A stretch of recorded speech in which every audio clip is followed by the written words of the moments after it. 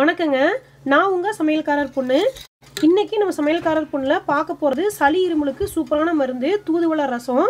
ரொம்ப ஈஸியா தூதுவளை ரசம் எப்படி செய்யலாம்னு சொல்லிட்டு வாங்க பார்க்கலாம். 1 டீஸ்பூனுக்கு சீரகம் எடுத்து வச்சிருக்கிறேன். இது ஒரு மிக்ஸி ஜார்ல போட்டுக்கலாம்.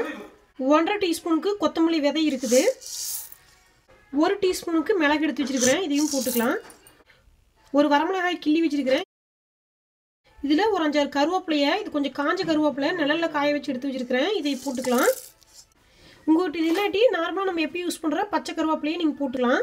இதில் 1 டேபிள் ஸ்பூனுக்கு தூதுவளை பொடி எடுத்து வச்சிருக்கிறேன். இதையும் உள்ளே போட்டுடுறேன். இது பார்த்தீங்கன்னா நம்ம ஊர் நாட்டு மருந்து கடையில் தூதுவளை பொடின்னு கேட்டிங்கன்னா ஈஸியாக கிடைக்கும். இந்த தூதுவளை தலை பார்த்தீங்கன்னா இந்த மாதிரி தான் இருக்கும். நம்ம ஊரில் இருக்கிறவங்க வந்து தூதுவளை தலை வந்து ரொம்ப ஈஸியாக கிடைக்கும். அப்படி கிடைக்கும் போது நீங்கள் அந்த தலையை பொறிச்சிட்டு வந்துங்க, கொஞ்சமாக எண்ணெய் ஊற்றி வெறும் வடை சட்டியில் நல்லா அந்த தலையை வணக்கிட்டு இதோட போட்டு அரைச்சிக்குங்க.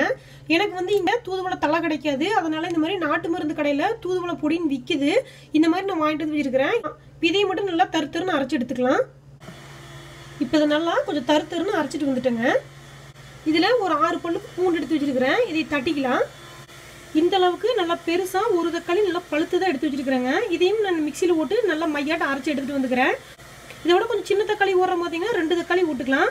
ஏன்னா தூதுவளை ரசத்துக்கு நம்ம புளி போட மாட்டோம், அதனால புளி பத்தாத மாதிரி இருக்கு. அதனால கொஞ்சம் பெரிய தக்காளியே போட்டிங்கன்னா டேஸ்ட்டுக்கு ரொம்ப நல்லா இருக்கும். இப்போ ரசத்தை தாளிச்சு விட்டுறலாங்க. அதுக்கு அடுப்பில் நான் ஒரு வடை சட்டி வச்சிருக்கிறேன். இதில் கொஞ்சமாக எண்ணெய் விட்டுக்கலாம். நான் வந்து இன்னைக்கு நல்லெண்ணெய் தான் ஊற்றுறேன். நல்லெண்ணெய் ஊற்றுனீங்கன்னா உங்களுக்கு ரசத்துக்கு நல்லா இருக்கும். இதில் கொஞ்சோண்டு கடுகு போடுறேன். இப்போ கடுகு நல்லா வெடிக்குது. இதில் ஒரு 5-6 கருவேப்பிலை வச்சிருக்கிறேன். இதை போட்டுடலாம். சின்னதாக ஒரு வரமிளகாய் கிள்ளி வச்சிருக்கிறேன். இதையும் போட்டுறேங்க. தட்டி வச்சிருக்கிற பூண்டையும் போட்டுக்கலாம். கொஞ்சம் நல்லா வணக்கி விட்டுலாம். பூண்டு கொஞ்சம் எண்ணெயிலேயே நல்லா வணங்கிட்டுங்க. அடுப்பு கம்மியாக வச்சுக்கோங்க, இல்லாட்டி காந்தில் அடித்து இருமல் வர ஆரம்பிச்சிடும். இப்போ பூண்டு நல்லா எண்ணெயில் வணங்கிடுச்சு. நம்ம அரைச்சி வச்சிருக்கிற பொடி உள்ளே போட்டுக்கலாங்க. ஒரு வணக்கி விட்டுறலாம். இதை ரொம்ப நேரம் வணக்க வேண்டியதில்லை, சும்மா ஒரு வணக்கம் மட்டும் வணக்கி விட்டா போதும். அரைச்சி வச்சிருக்கிற தக்காளியை இதுக்குள்ளே ஊற்றிக்கலாம். இதை நல்லா கலந்து விட்டுறலாங்க. ரசத்துக்கு தேவையான அளவுக்கு தண்ணி ஊற்றிக்கலாம். ரசத்துக்கு தேவையான அளவுக்கு உப்பு போட்டுக்கலாங்க. கொஞ்சோண்டு மஞ்சத்தூள் போடுறேன். இதனால கலக்கி விட்டு உப்பு காரம் கரெக்டாக இருக்குதுன்னு பார்த்துக்கலாம். உப்பு காரம் கரெக்டாக இருக்குதுங்க. உங்களுக்கு கொஞ்சம் காரம் பத்தாத மாதிரி இருந்துச்சுன்னா கொஞ்சம் மிளகா தட்டி மிளகுத்தூளாக போட்டுக்குங்க. மிளகா பொடி போட வேண்டாம். இந்த ரசத்துக்கு வந்து நம்ம புளி கரைச்சி ஊற்றக்கூடாது. ஏன்னா இதில் நம்ம தூதுவளை தலை போட்டுருக்கறனால இது மருத்துவ குணம் கொண்டது. இது இந்த ரசத்தில் நம்ம புளியை கரைச்சி ஊற்றினோம்னா அதோட மருத்துவ குணம்லாம் போயிருங்க. இந்த மாதிரி சளிக்கெல்லாம் நம்ம ஏதாவது மருந்து தலையெல்லாம் போட்டு ரசம் வச்சோம்னா அதுக்கு புளி ஊற்றாமல் வச்சிங்கன்னா உங்களுக்கு அதோட பலன் உங்களுக்கு முழுமையாக கிடைக்கும். சீக்கிரமாக உங்களுக்கு சளி, நெஞ்சு சளி, இருமல் எல்லாமே குணமாயிரும்.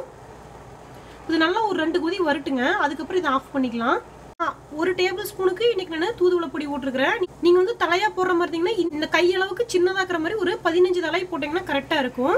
இந்த தூதுவளை தலை பார்த்தீங்கன்னா ரொம்ப மருத்துவ குணம் கொண்டது. இந்த தூதுவளை செடியில் வந்து பார்த்தீங்கன்னா காய், தலை, தண்டு, பூ எல்லாமே வந்து மருத்துவத்துக்கு யூஸ் பண்ணுவாங்க.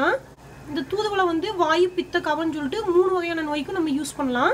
மெயினாக வந்து சளி பிடிச்சிருந்துச்சுன்னா இந்த தூதுவளை ரசமோ சூப்போ இல்லாட்டி துவையிலோ வச்சு சாப்பிட்டிங்கன்னா சீக்கிரமாக உங்களுக்கு சளி குணமாயிரும். அது நெஞ்சு சளி இருந்துட்டு இரும்பிகிட்டே இருக்கிறவங்க இந்த தூதுவளை ரசத்தை வந்து வாரத்துக்கு 2 டைம் செஞ்சு சாப்பிட்டிங்கன்னா உங்களுக்கு சளி சீக்கிரமாக குணமாயிரும். இப்போ ரசம் நல்லா கொதிக்குதுங்க. கொஞ்சோண்டு கொத்தமல்லி தழை தூவிட்டு அடுப்பை ஆஃப் பண்ணிடலாம். இந்த ரசம் கொஞ்சம் வெதுன்னு இருக்கும்போதே வெள்ளை சாப்பாட்டில் போட்டு பிணைஞ்சு சாப்பிட்டிங்கன்னா ரொம்ப சூப்பராக இருக்கும். இவ்வளோதாங்க, சூப்பரான தூதுவளை ரசம் ரெடி ஆயிடுச்சு. சளி இருமலுக்கு ரொம்ப நல்லது. குழந்தைகளுக்குலாம் சளி பிடிச்சிருந்துச்சுன்னா இதை கண்டிப்பாக செஞ்சு கொடுங்க. சீக்கிரமாக சளி நல்லாயிரும். கண்டிப்பாக நீங்கள் உங்கள் வீட்டில் இந்த தூதுவளை ரசத்தை செஞ்சு பாருங்க. எப்படி இருந்துச்சுன்னு உங்கள் கமெண்ட்ஸ் எனக்கு சொல்லுங்கள். இந்த வீடியோ உங்களுக்கு பிடிச்சிருந்தா சமையல்காரர் பொண்ணுக்கு சப்ஸ்கிரைப் பண்ணுங்கள். நான் இன்னொரு சூப்பரான வீடியோவோட உங்களை சந்திக்கிறேன். தேங்க்யூங்க.